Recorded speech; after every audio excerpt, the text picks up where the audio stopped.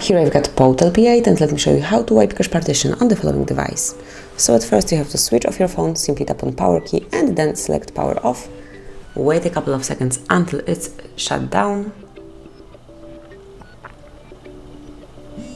Once it is switched off, simply tap on power key and volume up key and hold them until you are in boot mode. And as you can see, now you are in boot mode, in which you can navigate by using volume up key, and for selection use volume down key. So you have to pick recovery mode and tap on volume down key to choose it. Once you see Android logo, tap on power key and then hit once volume up key. And here you are in recovery mode. Here you can navigate by using volume up and down keys, and for selection use power key. So let me find wipe cache function. Here it is, wipe cache partition.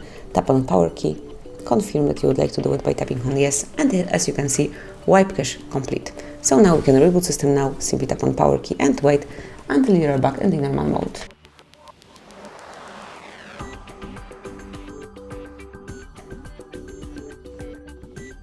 And that's it. As you can see, now you are back in the normal mode and wipe has been cached. So congrats, thank you for watching, please subscribe our channel and leave the thumbs up.